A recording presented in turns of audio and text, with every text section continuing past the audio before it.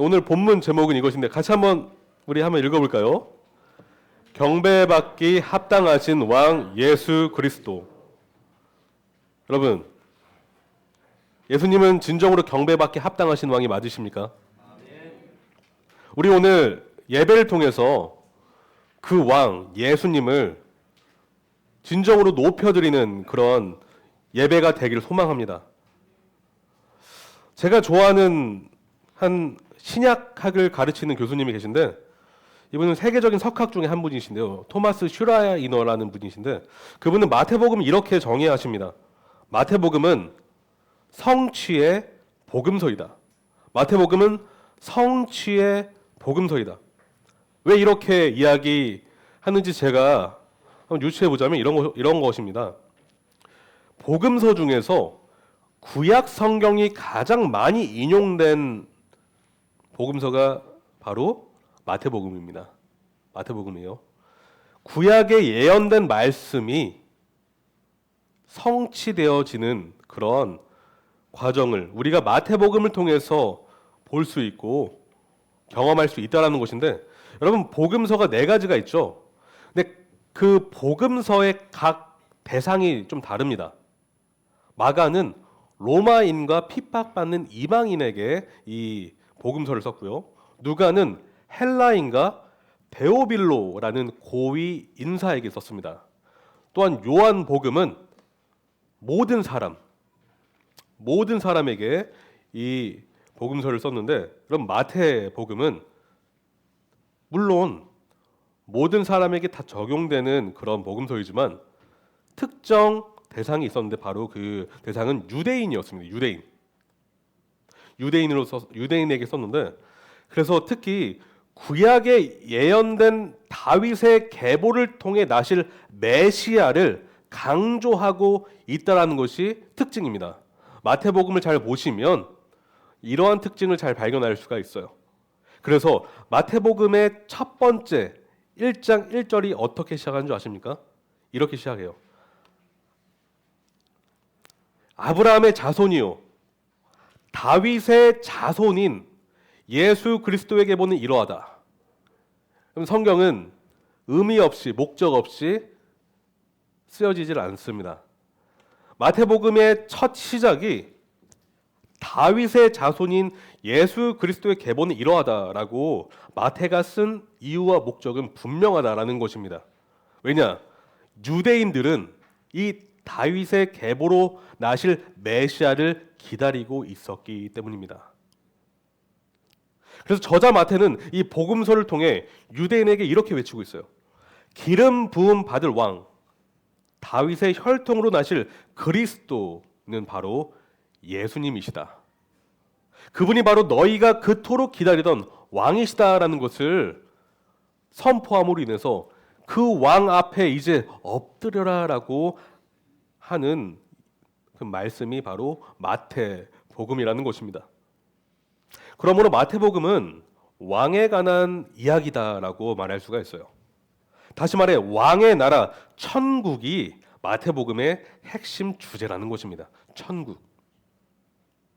그런데 저는 오늘 하늘 왕국의 주인께서 탄생하신 과거로 돌아가 보고자 하는데요.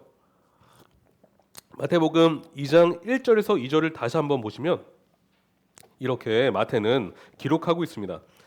헤롯 왕 때에 예수께서 유대 베들레헴에서 나셨다. 그런데 동방으로부터 박사들이 예루살렘에 와서 말하였다. 유대인으로 왕으로 나신 이가 어디에 계십니까? 우리가 동방에서 그 예배를 보고 그에게 경배하러 왔습니다라고 기록하고 있어요. 여러분, 우리는 왕이라는 존재의 탄생을 떠올릴 때 어떠한 모습을 떠올립니까? 고귀한 신하들에 둘러싸여서 신하들의 극진한 대접과 보호와 관심 속에 태어난 그 왕, 그러한 탄생을 기대할 것입니다. 그런데 예수님은 정반대이셨어요. 그분은 첫 번째로 산파의 도움 없이 태어나셨습니다. 그리고 여관 주인들의 무정함 속에 마구간이라는 아주 볼품없고 초라한 곳에 태어나셨어요. 여러분, 인간적으로 볼 때는 매우 비천한 출생이라고 우리가 볼 수가 있습니다. 여러분, 유대인의 왕이 유대인의 관심 밖에서 무관심 속에서 태어났다라는 것이 바로 예수님의 탄생의 시작이에요. 유대인의 왕께서 유대인의 관심 밖에 태어나셨다. 이처럼 예수님의 탄생은 우리가 기대하는 것, 그 기대와는 전혀 다른 모습이라는 것입니다. 그러나 이는 역설적으로 예수님이 유대인뿐만 아니라 이방인의 구원자, 즉 전 인류의 구원자 되심을 역설적으로 선포하는 것이기도 합니다. 왜냐하면 마태복음 2장은 유대인이 그토록 멸시하던 이방인 무리에 의해 아기 예수가 경배받았다라는 것을 이야기하기 때문입니다. 그 중심에는 동방에서 온 지혜자들, 우리가 흔히 부르는 동방박사가 있습니다. 여러분, 동방에서 온 지혜자들, 이 동방박사는 별의 움직임을 관찰하고 연구하는 천문학과 점성술에 능한 자들이었던 것 같아요. 그래서 2장 2절에 우리가 동방에서 그의 별을 보고 그에게 경배하러 왔다라고 이야기합니다. 이들은 우주 이 천체의 질서를 관찰하면서 그 질서를 잘 파악하고 있었던 자들이었습니다. 그런데 순리를 역행하는 새로운 별의 출현은 그들의 눈을 사로잡습니다. 너무나 놀랍고 신비로운 별이었기 때문에 관찰만 할 수가 없었던 것 같아요. 그들은 별의 움직임을 따라가 보고자 마음을 먹습니다. 그래서 동쪽에 있던 그들이 서쪽에 있던 이스라엘, 그 수도 예루살렘에 오게 됩니다. 이들의 결정이 얼마나 큰 결단이었는지 우리가 그 여정을 보면 아실 수가 있는데, 학자들은 이 동방에서 온 지혜자들이 예루살렘 동쪽에 있던 페르시아나 바벨론에서 왔을 것이다라고 그렇게 봅니다. 여러분, 페르시아와 예루살렘의 거리는 약 1,500km 돼요. 그때 당시에는 자동차가 없잖아요. 낙타를 타고 다니던 때였는데, 낙타로 다니면요 약 3에서 4개월 걸린다고요. 제 목이 막히네요. 바벨론에서 예루살렘은 약 850km가 되는데 낙타를 타고 다니면 1.5에서 2개월 정도 소요가 된다라고 해요. 여러분, 이 여정길이 그냥 마음만 먹는다고 해서 갈 수 있는 그런 여정이 아니라는 것입니다. 굉장히 큰 결단이 필요하다는 것이요. 그런데 페르시아에서 왔든 바벨론에서 왔든 여러분, 이들은 진정으로 큰 결단을 내렸다라는 것을 우리가 알 수 있는 것은 뭐냐면, 그들은 미지의 땅으로 여행을 떠났고요. 그 여정길 가운데서 도적이 기다리고 있을 그 위험을 감수하고도 그 여행길을 떠났다는 것을 우리가 볼 수가 있기 때문에 그 결단은 굉장한 결단이었다라고 결론 지을 수가 있습니다. 그런데 이들의 방문은 단순한 지적 호기심이 아니었다라는 것을 제가 말씀드리는데요. 세 가지 이유를 말씀드릴게요. 첫째, 그들의 이 방문이, 여행이 단순한 지적 호기심이 아니었던 첫 번째 이유는 그들은 별 자체에 집중한 것이 아니라 별의 주인을 집중했습니다. 별 자체가 아니라 별이 가리키는 그 분을 집중했다라는 것입니다. 그래서 2절을 다시 보시면 박사들은 별이라고 하지 않습니다. 그냥 어떠한 별이라고 하지 않고 뭐라고 하고 있죠?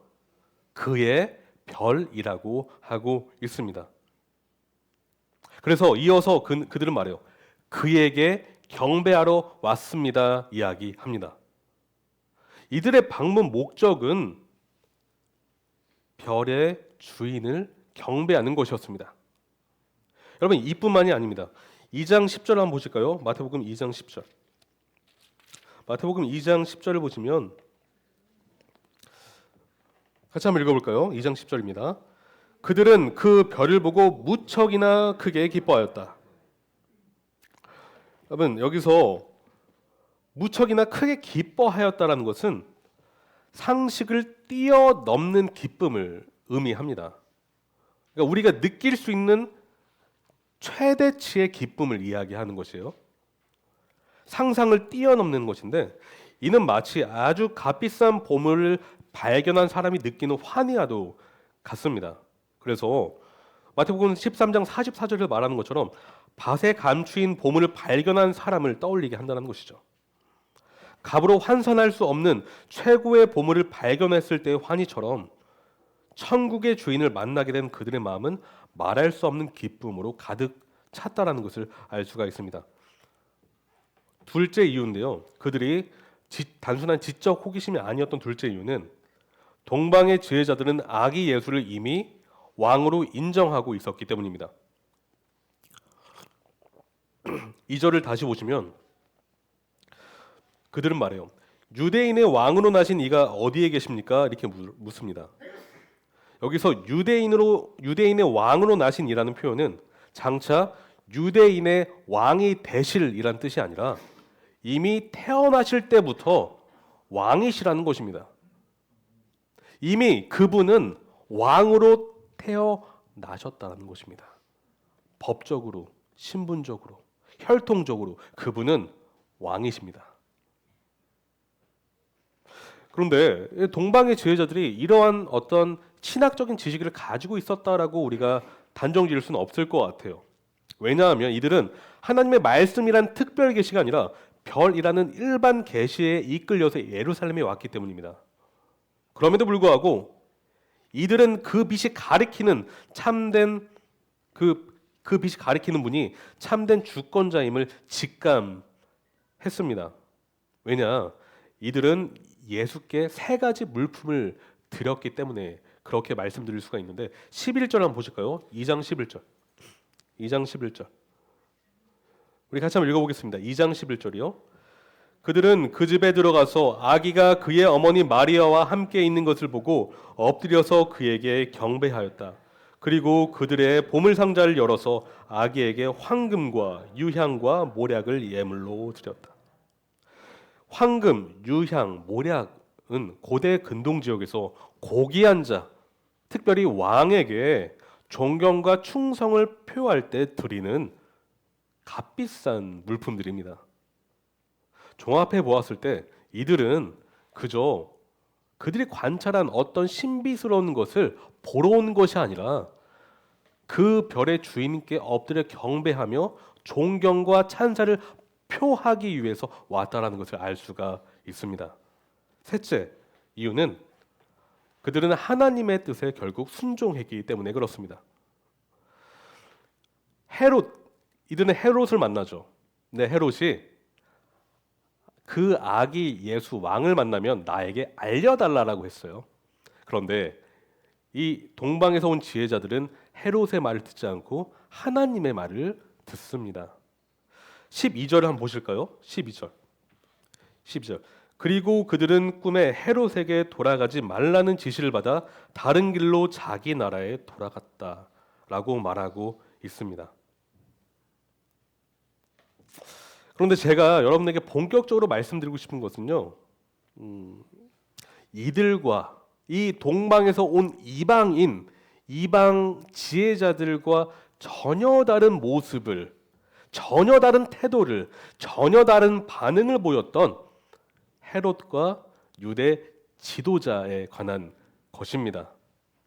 오늘 본문은 큰 대조를 이룸으로 인해서 우리에게 메시지를 던져주고 있어요. 이방에서 온 지혜자들과 유대 지역을 다스리던 왕의 차이점, 유대 백성의 종교 지도자들의 다른 모습을 우리가 한번 집중해서 볼 필요가 있습니다. 여러분, 이방 지혜자들은 무척이나 기뻐했다라고 하는데 헤롯 왕과 종교 지도자들은 반대로 두려움에 떨었습니다. 두려움에 떨었어요. 기뻐한 것이 아니라 두려움에 떨었습니다. 마태복음 2장 3절을 보시면 이렇게 말하고 있죠. 헤롯 왕은 이 말을 듣고 당황하였고 온 예루살렘 사람들도 그와 함께 당황하였다. 당황하였다. 여기서 예루살렘, 온 예루살렘은 헤롯 왕의 통치를 받던 순수 혈통의 유대 백성을 뜻하는데, 좀 더 구체적으로 보자면 헤롯과 긴밀하게 소통했던 유대 지도자 무리라고 해석을 할 수가 또한 있습니다. 이유는 바로 다음 4절에 왕이 모든 대제사장과 백성의 서기관들을 모았다라고 말하기 때문입니다. 결국 지도자들은, 정치적인 지도자와 종교적인 지도자 모두 예수님의 탄생을 기뻐하지 않았다라고 볼 수가 있어요.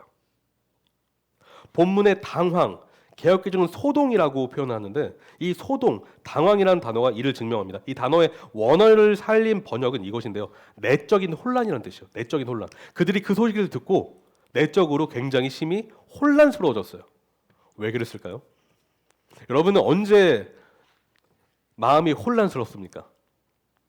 언제 혼란스러우세요? 예상치 못한 일이 일어났을 때 혼란스럽죠.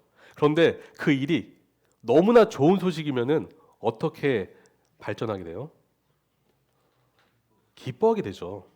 그런데 그 당황스러운 소식이 정말 내가 만나고 싶지 않은 상황, 내가 겪고 싶지 않은 그런 상황, 그런 소식이었을 때는 심히 혼란스럽고 두려워집니다. 바로 이들이 그랬다는 것입니다. 그들이 만나고 싶지 않은, 겪고 싶지 않은, 대면하고 싶지 않은 왕에 대한 소식을 그들이 들었기 때문에 내적인 혼란이 일어나는 것입니다. 비유하자면 마음의 강도 9.0 이상의 지진이 그들 마음에 일어난 것과 같은 정도의 혼란입니다. 평안함이 완전히 깨져버렸다는 것이에요. 평화가 깨져버렸습니다.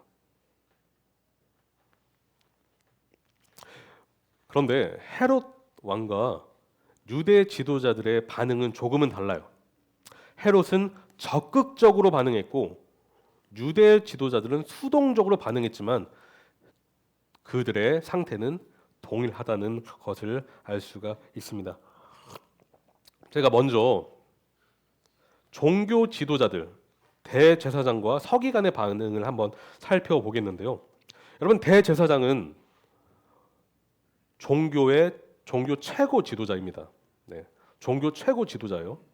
국가의 그 유대교 시스템에 유대교를 이끄는, 예배를 관장하는 최고의 지도자가 바로 대제사장입니다. 그래서 1년에 한 번 대속죄일 때 지성소에 들어가 하나님을 대면하며 온 백성의 죄를 회개하는 역할을 담당하는 사람이 바로 대제사장입니다. 그만큼 굉장히 중요한 역할을 하는 사람이며 하나님의 임재를 경험하며 하나님의 임재 앞에 나아가는 자가 바로 대제사장이라는 것입니다.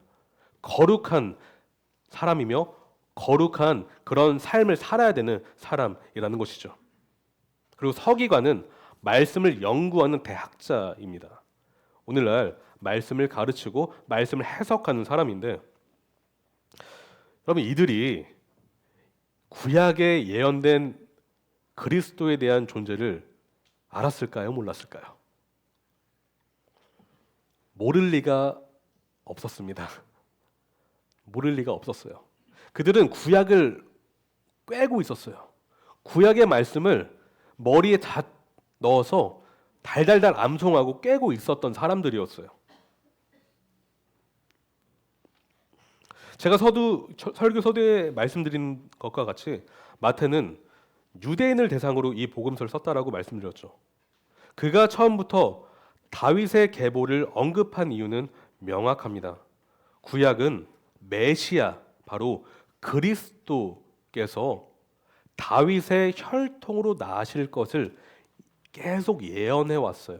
여러분, 제가 말씀드리고 싶은 것은요, 우리가 복음을 이해할 때, 그리스도를 이해할 때 신약만 이해하면 안 돼요. 구약과 신약의 연결성을 우리가 잘 파악을 해야 됩니다. 왜냐? 그리스도 예수는 갑자기 나오신 분이 아니라 말씀, 이 구약에서 계속해서 예언해 온 그 메시아가 바로 예수님이십니다. 그래서 우리가 복음이라는 것을 깊고 입체적으로 이해하기 위해서는 구약을 잘 이해를 해야 되고, 구약에 예언된 그리스도가 어떤 분이신지를 잘 이해할 때 우리의 믿음과 복음에 대한 시야가 더 넓어지고 깊어진다라고 제가 여러분들께 말씀드립니다. 근데 여호와 하나님은 다윗에게 다음과 같은 약속을 하셨는데, 사무엘하 7장을 보실까요? 사무엘하 7장 12절입니다.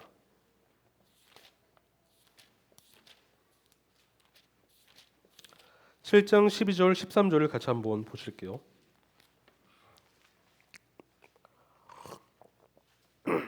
사무엘하 7장 12절 13절을 같이 한번 읽겠습니다. 시작. 너의 생애가 다하여서 내가 너의 조상들과 함께 묻히면 내가 내 몸에서 나올 자식을 후계자로 세워서 그의 나라를 튼튼하게 하겠다. 바로 그가 나의 이름을 드러내려고 집을 지을 것이며 나는 그의 나라의 왕위를 영원토록 튼튼하게 하여 주겠다. 여호와께서 다윗에게 주신 이 말씀의 주인공은 누구실까요? 바로 솔로몬이 아니라 예수 그리스도이십니다. 왜냐하면 그가 나의 이름을 드러내려고 집을 지을 것인데 나는 그의 나라의 왕위를 영원토록 튼튼하게 하여 주시겠다라고 말씀하기 때문입니다. 그리스도의 왕국은 영원토록 튼튼할 것입니다. 바로 우리가 사모하는 천국이 그렇습니다. 또한 미가서 5장 2절은 이렇게 말합니다. 제가 읽겠습니다.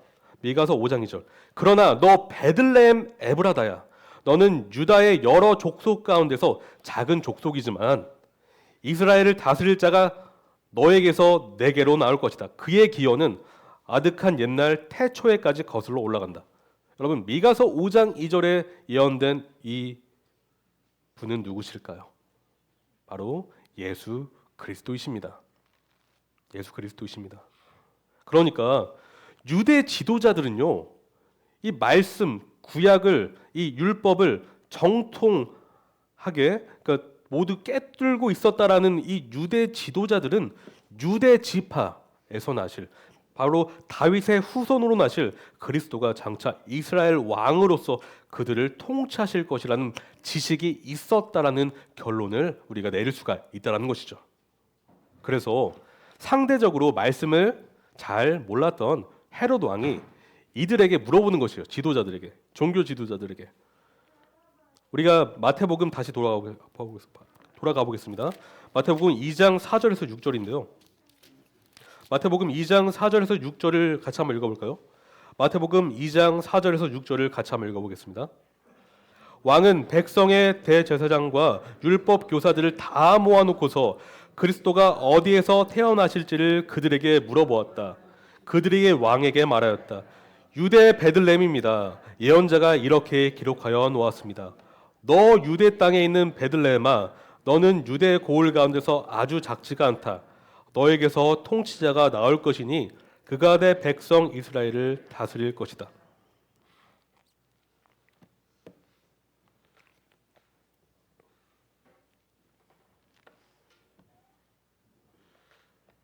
그런데 우리가 재미있는 사실을 발견해요.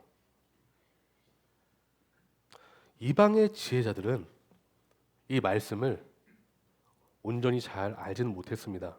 그런데 아기 예수께 발걸음을 돌려 그분께 갔어요. 그런데 하나님 말씀에 정통하다고 자부했던 자들은 한 발자국도 움직이지 않았다는 것입니다. 여러분, 우리는 이 장면에서 교훈을 얻어야 돼요. 우리는 하나님 말씀, 이 지식을 알아야 됩니다. 왜냐? 참된 믿음은 지식 없이는 시작되지 않기 때문입니다. 그러나 말씀에 대한 지식이 있다고 해서 믿음의 삶을 살 수 있는 것은 아닙니다. 여러분, 살아있는 믿음이라는 것은 지식의 양이 아니라 지식에 대한 반응에 달려 있습니다. 우리 믿음이 아주 작은 믿음이라도 그 믿음이 살아있는 믿음이라면 우리는 반응하게 되어 있습니다. 그래서 우리 주님은 너희에게 겨자씨 한 알만한 믿음이라도 있으면 이 산더러 여기에서 저기로 옮겨가라 하면 그대로 될 것이요 너희가 못할 일이 없을 것이다. 마태복음 17장 20절에 말씀하십니다. 우리는 수만 가지의 지식을 가지고도 경배하기를 거부했던 종교 지도자의 길을 따라서는 안 됩니다. 몇 가지의 지식을 가지고도 예수님 앞에 엎드려 경배했던 이방의 지혜자의 본을 따라야 될 줄로 믿습니다. 마지막으로 지금까지는 이제 종교 지도자에 대해서 살펴봤는데 마지막으로 진짜 왕을 맞이하는 가짜 왕의 태도를 살펴보겠습니다. 가짜 왕. 예수님의 소식을 들은 헤롯 왕은 마음이 녹아내리고 있습니다. 녹아내려요. 녹아내리고 있습니다. 그래서 율법 학자들에게 그리스도가 어디에서 나겠느냐라고 묻고 있어요. 헤롯은 항상 불안에 떨었던 왕이었던 거 여러분 아십니까? 그는 통치하는 내내 불안감에 휩싸여 있었던 왕이었어요. 왜냐? 혈통과 왕권의 출처에 있어서 불안한 존재였기 때문입니다. 제가 역사를 잠시 말씀드리면 헤롯의 지금 반응을 여러분 잘 이해하실 수가 있을 것 같아요. 마태복음 2장에 등장하는 헤롯은 헤롯 1세인데 우리가 흔히 헤롯 대왕이라고 부르는 사람입니다. 이 헤롯 대왕은 침례 요한을 죽였던 헤롯 안디바의 아버지예요. 헤롯 대왕은 기원 전 BC 47년에 먼저 갈릴리 총독으로 부임을 합니다. 그런데 로마가 유대 지역을 침략하기 이전 마지막 유대 왕조는 하스몬 왕조라는 것이거든요. 그런데 BC 40년경에 하스몬 왕손인 안티노고스가 유대를 다시 탈환하려고 침략했을 때 갈릴리 총독이었던 헤롯은 도망가 버려요. 그런데 반전이 일어납니다. 로마 황제가 도와주거든요. 그래서 안티노고스를 물리쳐 버려요. 그리고 다시 유대에 다시 오는데 그때 헤롯 왕이라는 칭호를 사사받게 됩니다. 여러분, 그의 왕권의 출처는 어디 있습니까? 지금 로마 황제에게 있습니다. 그는 로마 권세 아래에 있었던 왕이었어요. 그래서 헤롯은 유대 왕이었음에도 지속적으로 불안한 삶을 살았는데 왜냐? 로마 황제의 눈치를 보면서 살았기 때문입니다. 로마 황제 눈밖에 나면은 그의 왕권은 바로 사라져버릴 위기에 있었기 때문입니다. 또한 그의 불안한 왕권은 한 가지 이유가 더 있는데 그의 혈통은 유대 혈통이 아니라 야곱의 형 에서, 그 에서의 후예인 에돔 족속 출신이었기 때문에 그는 혈통적으로 굉장히 유대인들이 인정할 수 없는 왕이었어요. 네.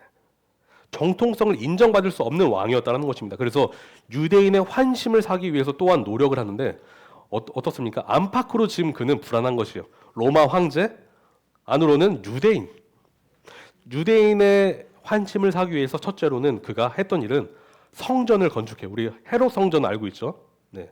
헤롯 성전을 건축합니다. 또한 두 번째로는 혈통적인 한계를 극복하기 위해서 첫째 아내를 버려버리고 하스몬 왕족, 유대 하스몬 왕족의 손녀인 미리암네 1세와 결혼을 합니다. 이렇게 혈통을 극복하기 위해서 노력을 합니다. 그런데 그가 이런 삶을 살아가면서 점점 피해 망상증에 사로잡히게 되는데 그는 점점 망상에 빠져서 질투의 화신으로 변해버립니다. 실례로 그가 정말 사랑했던 아내였다라고 하는데 이 미리암네 1세를 처형시켜 버려요. 간통죄를 뒤집어 쓰여서 처형시키는데 왜냐? 그 유대 왕족 이 혈통이 그의 왕권을 위협한다라는 그런 망상에 빠져서 미리암네 1세를 처형시킵니다. 또한 장모 또한 처형시키고요. 미리암네 1세로부터 난 두 아들 알렉산더와 아리스토블루스를 또한 죽입니다. 또한 첫째 아내에게서 난 아들 또한 죽입니다. 다 죽여요. 그래서 로마 황제가 이런 말을 남겼다고 하는데 헤롯의 아들이 되느니 헤롯의 돼지가 되는 것이 낫다. 적어도 돼지는 안 잡아 먹힐 테니까 라는 말을 했다라고 해요. 여러분 마태복음 2장은 지금 이러한 역사적인 상황 속에서 일어나는 것입니다. 그러니까 그의 폭력성과 잔인성이 극에 달아 있던 때였다는 것이에요. 그래서 마태복음 2장 7절과 8절에서 보인 그의 간사한 개교는 그의 잔인성과 폭력성과 그런 아주 악함의 극치라고 볼 수가 있는 것이에요. 7절을 보시면 이렇게 말하죠. 그때 헤롯은 그 박사들을 가만히 불러서 별이 나타난 때를 캐어 묻습니다. 캐어 물어요. 왜 캐어 물었을까요? 그를 죽이기 위해서 캐어 묻습니다. 그 8절 그들을 베들레헴으로 보내면서 말하였다. 가서 그 아기를 샅샅이 살펴보시오. 찾아보시오. 찾거든 나에게 알려주시오. 나도 가서 그에게 경배할 생각이오. 그는 경배할 마음이 전혀 없었음에도 불구하고 거짓말로 아기 예수를 죽이려고 이러한 말을 흘려 보냅니다.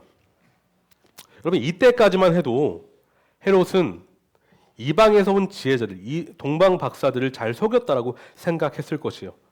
살인 계획이 반드시 이루어질 것이다라고 생각했던 것 같습니다. 왜냐? 한 가지 제가 유추를 하자면 자기 부하를 베들레헴에 보내지 않기 때문입니다. 네, 같이 보내지 않는 것만 봐도 이를 유추해 볼 수가 있는데 여러분 그럼에도 불구하고 저희가 예전에 하나님의 섭리를 배웠잖아요.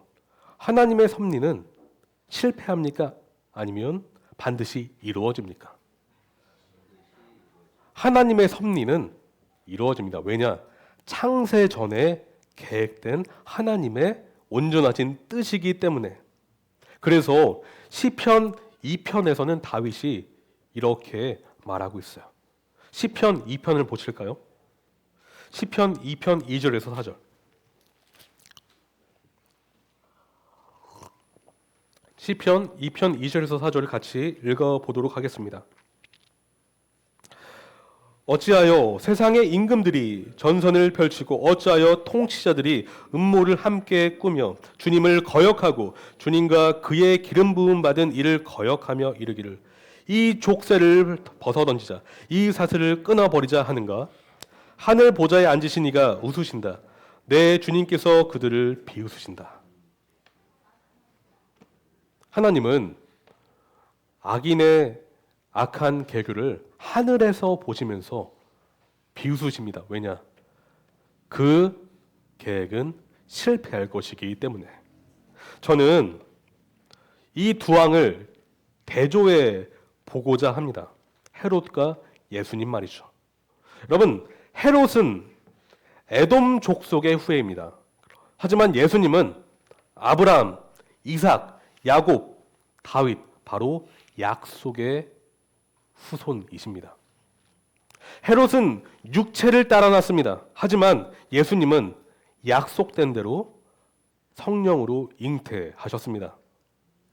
헤롯의 왕권은 로마 황제에게로부터 났습니다. 하지만 예수님의 왕권은 여호와 절대 주권자에게서 났습니다. 그래서 예수님의 왕권은 결코 무너지지 않습니다. 좀 더 대조해 보겠습니다. 헤롯은 자기 안위와 자기 보좌를 지키기 위해서 이기적인 방법과 술수를 자행했습니다. 그래서 자기 자리를 위협한다라고 생각이 되면은 그 누구든지 장모, 아들, 심지어 아내까지도 죽였습니다.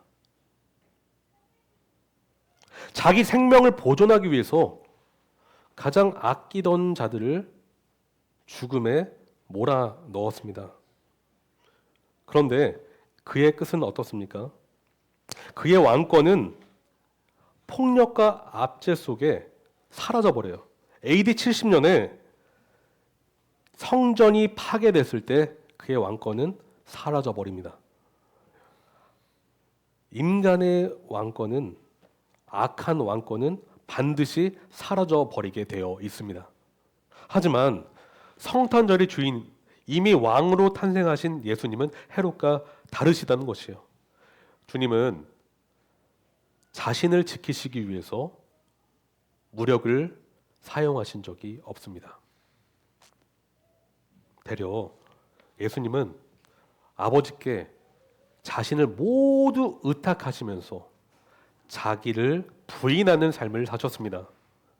그래서 마태복음 5장 10절에 의를 위하여 박해를 받는 자는 복이 있나니 천국이 그들의 것임이라 말씀하신 예수께서는 천국 주인으로서 그러한 삶을 이 땅에서 살아내셨다라는 것입니다. 천국의 주인께서는 의를 위해 박해를 받으시고 이를 기뻐하셨습니다.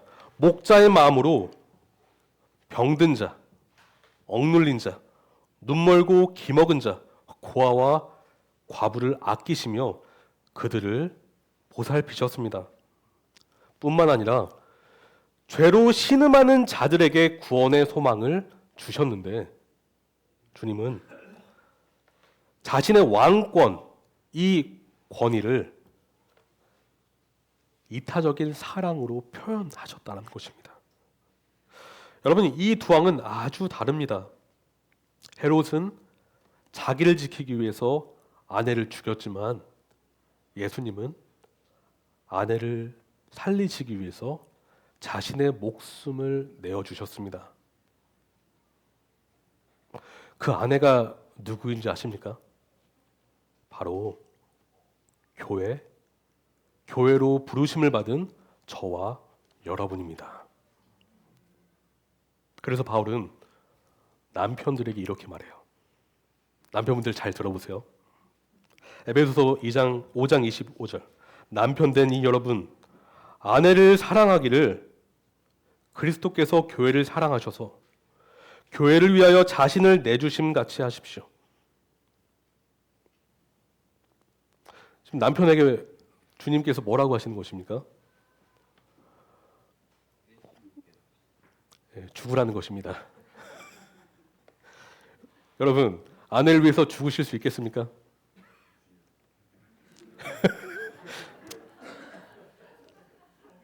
이렇게 말하는 저도 담대하게, 당당하게 말할 수가 솔직히 없습니다. 그런데 제가 이 말씀을 따라 살고자 하는 동기가 조금은 있는 이유는 저 때문이 아니라 예수님 때문입니다. 예수님 때문에. 이제 남편만 하면 서운하잖아요. 아내한테도 여쭤볼게요. 여러분, 예수님 믿으십니까? 아내 여러분? 그러면 남편을 사랑하는 마음으로 순종하라고 성경은 말하고 있습니다. 왜냐하면 예수께서 십자가를 통해 순종의 본을 먼저 보여주셨기 때문입니다. 남편 때문에 순종하는 것이 아니라 누구 때문에 순종하는 것입니까? 이것이 성경의 원리입니다. 여러분, 상대방을 바라보면 사랑이 나올 때도 있고 안 나올 때도 있어요. 아내분들이 남편을 보셨을 때 사랑의 순종이 나오실 때도 있고 안 나오실 때도 있어요. 왜냐? 인간은, 사람은 상대적이고 불완전하기 때문에 그렇습니다. 우리의 사랑도 그렇습니다. 그런데 예수님의 십자가 사랑은 완전하기 때문에 우리의 이 사랑의 순종과 사랑의 자세는 예수님을 통해서만 우리가 이렇게 실천할 수 있다는 것을 여러분 기억하시길 소망합니다. 이처럼 예수님은 우리의 가정 깊은 곳까지도 영향을 미치셔서 우리의 가정과 우리의 관계와 우리의 삶을 다 바꿔 놓으십니다. 복음이 그러한 능력이 있다는 것입니다. 이제 말씀을 정리해 보고자 하는데요. 오늘 우리는 예수님에 대한 서로 다른 태도를 보였던 세 부류를 살펴봤어요. 동방박사, 헤롯 왕, 종교 지도자들. 마태는 유대인에게 이 글을 썼지만 역설적으로 이방인에게 경배를 받으신 예수님에 대해 이야기를 합니다. 그래서 우리에게 이렇게 외칩니다. 예수님은 전 인류의 왕이시다. 예수님은 우리의 진정한 왕이시다. 우리는 지금 2025년을 떠나보내고 있습니다. 그리고 2026년 새해를 맞이하는 그런 시간을, 준비 시간을 보내고 있습니다. 그러므로 여러분, 우리는 자신을 위해 남을 희생시켰던 헤롯의 마음을 이제 버려버리고 다른 사람을 살리기 위해서 자신을 희생하신 예수님의 마음을 우리 마음으로 품어야 될 줄로 믿습니다. 그래서 동방의 박사들이 그리스도의 별을 따라 결단의 길을 걸었던 것처럼 우리도 우리가 가고자 했던 길을 그 길에서 돌이켜서 그리스도 예수 십자가의 길로 나가야 될 줄로 믿습니다. 그들이 주 예수 앞에 엎드려 경배했던 것처럼 우리도 주 예수님을 영접하고 경배한다면 2026년 여러분은 기쁨의 새해를 맞이하게 되실 것입니다. 우리 예수님을 왕으로 모시며 새해를, 기쁨의 새해를 같이 맞이합시다. 같이 기도하실 것인데요. 오늘 들으셨던 말씀, 이 말씀이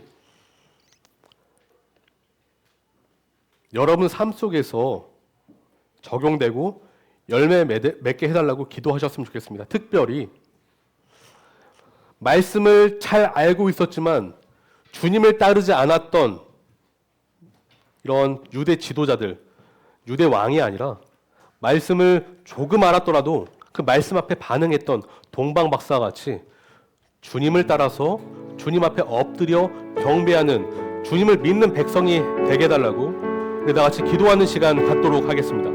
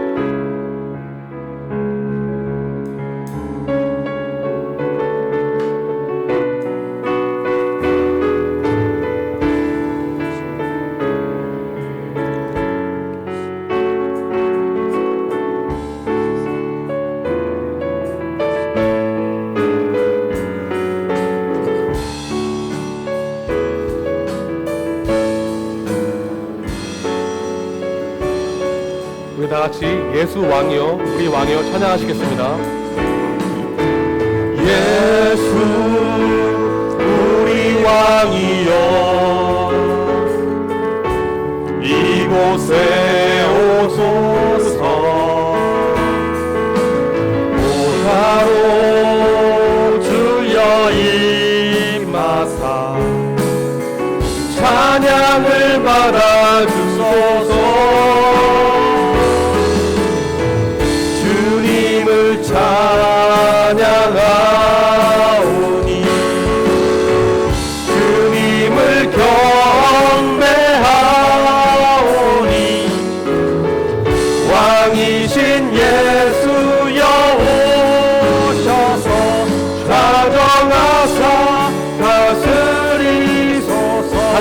찬양했으면 좋겠습니다. 예수 우리 왕이여, 예수 우리 왕이여, 이곳에 오소서. 보좌로 주여 임하사 찬양을 받아 주소서. 주님을 찬양하오니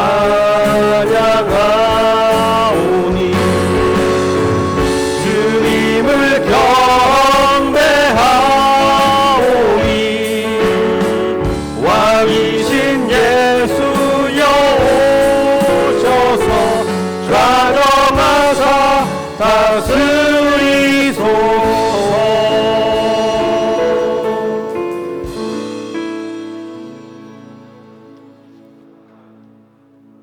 사랑해 주님, 2025년 마지막 주일 예배를 저희가 마칩니다.